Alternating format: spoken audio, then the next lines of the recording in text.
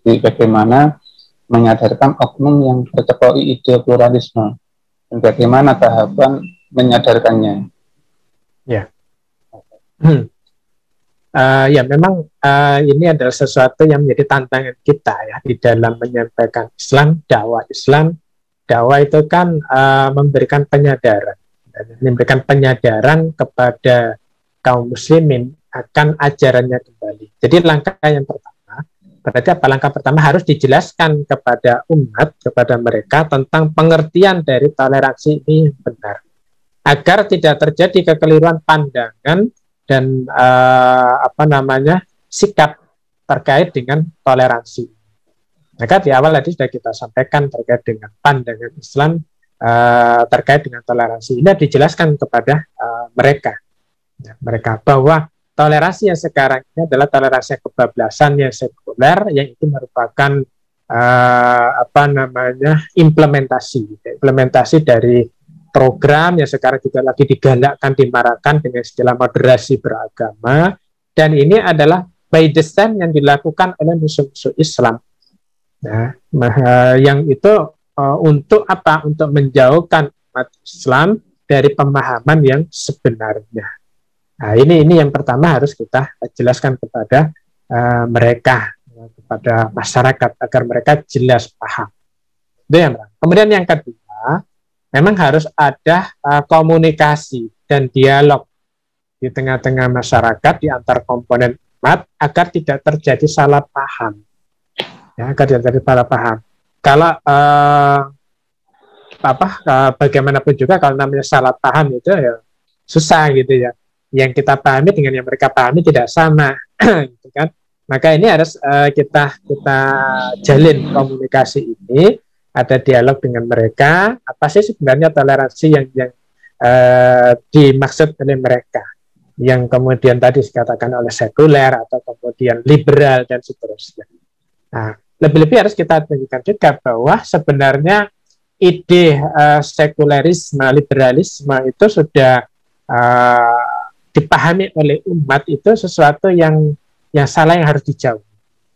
Bahkan fatwa MUI tahun 2005 itu juga sudah menyampaikan bahwa sekulerisme itu adalah haram untuk diambil, gitu.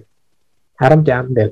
Bahkan yang beberapa waktu yang lalu itu juga ada fatwa MUI juga yang menyatakan bahwa tidak boleh menstigma negatif terhadap ajaran Islam, baik itu ajaran jihad ataupun ajaran khilafah, itu disebutkan di dalam fatwa itu. Nah, ini juga menjadi pengingat bahwasanya ajaran Islam itu adalah ajaran yang benar, yang tidak boleh kemudian distigma negatif dengan alasan intoleran. Nah, sekali lagi alasan intoleran ini itu yang harus kita dudukkan. Sebenarnya siapa sih yang intoleran dan siapa yang toleran? Nah, sebenarnya kalau dari kisah tadi yang sampaikan ya, sejarah umat Islam dan juga di dalam ajaran Islam sendiri ketika diterapkan, toleran itu terlihat nyata gitu. Ya, kehidupan tiga agama besar dalam sejarah Islam di Andalusia atau di Al-Quds Palestina itu juga sangat menunjukkan.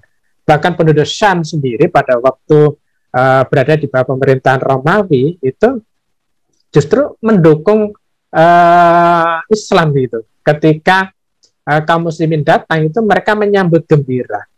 Padahal mereka masih beragamanya non-Muslim, agamanya Nasrani. Dan kaisar mereka yang kemudian dengan agama Nasrani itu justru mereka menginginkan agar itu ditaklukkan oleh kaum muslimin.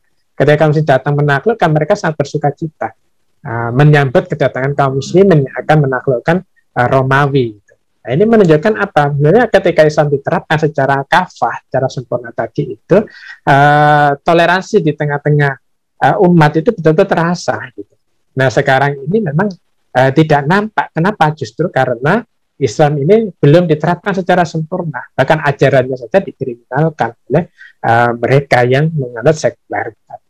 Maka di awal tadi kita sering sampaikan bahwa toleransi ini harus kita tambahi, gitu ya, supaya nyata itu toleransi yang kebablasan, yang sekuler, gitu. Sehingga umat tergambar. Kalau bicara toleransi sekarang, toleransi yang sekuler, yang kebablasan itu tidak boleh. Kalau dalam ajaran Islam, maka itu sikap toleran akan muncul. Itu yang kedua. Kemudian yang ketiga, memang dari tadi kita harus ada ya, harus ada pemimpin yang memang mengerti agama gitu, mengerti dan paham tentang konsep di dalam Islam, hatta hingga termasuk di dalamnya konsep tentang toleransi, yang itu akan mewujudkan kehidupan di tengah-tengah umat beragama ini akan terjalin.